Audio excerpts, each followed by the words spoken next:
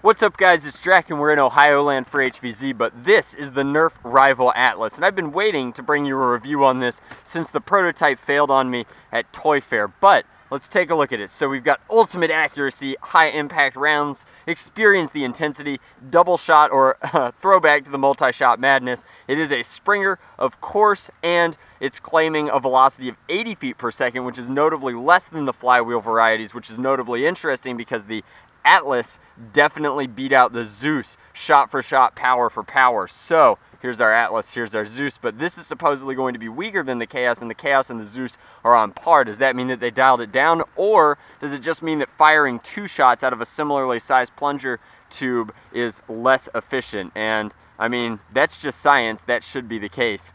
But come in here now, I do want to applaud this. Ever since the Stampede, Hasbro has been shipping one magazine reload at a time, and it seems that with this they finally have sent enough darts to reload the blaster a couple of times, and that is really, really cool. So this is shipping with 24 rounds. I thought that it would come with 2 magazines. It was discussed when I was visiting with the Hasbro people, but I think that it's going to come with just 1 magazine, which is kind of disappointing. It looks like there isn't one inserted, and we get one 12-rounder Zeus. Now, it is nice that the Zeus magazines are living on in such a fashion. I think that that is really, really cool. But let's go ahead and take it out of the package. We get 24 rival rounds. There's one up here, so there should be 23 in this bag,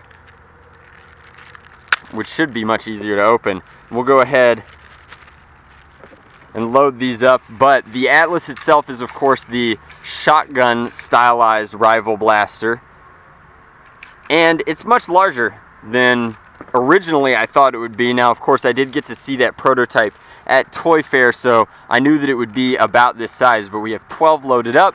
Now it's going to load from the top in, and it's got an ambidextrous magazine release here where you really want to grab both of these. As you can see, tilting this way brings this one down, tilting both of them really unloads it. So that's going to look a lot like this, and it's in, and then to get it out you're going to pull forward and back, which isn't like the most efficient necessarily, but it's not the end of the world. Now going through the blaster completely, we have a jam door here, which shows you that we've actually accidentally chambered some high impact rounds, which is just kind of the nature of the beast back here. It seems like, especially when you do those full auto Zeus mods, these guys are prone to fall out, and that is just a real shame. But I think that this stopper up here is what prevents it from doing that, and then that's actually going to be the flap.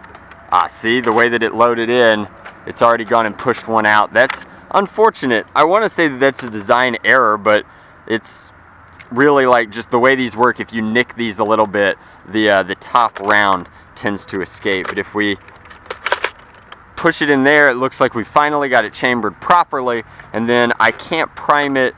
You can prime it with the jam door open, which is excellent. So you can see this plunger is coming back here to open up the chamber to accept 2 rounds. It comes up, and when it comes up, it pushes 2 over like an elevator, and then it's going to bring those 2 back. There we go, that's fully primed, and then it's bringing these 2 back to chamber both of them inside. We can go ahead and close this and fire. So, one went very far, one did not. Let's try doing it again. That was better. It's an okay spread.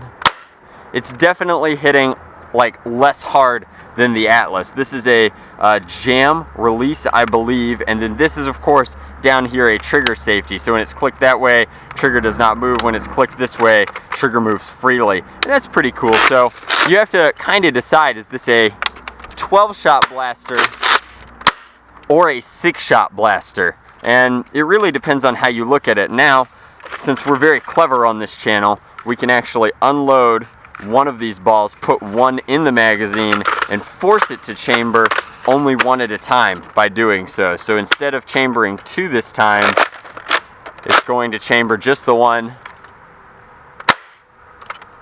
Interesting that there's no jam door lock there. It seemed to be getting notably worse performance with only 1 shot in it. That's wild, but what can you do about it? That's my review of the Nerf Rival Atlas, and as always, guys, thank you very much for watching.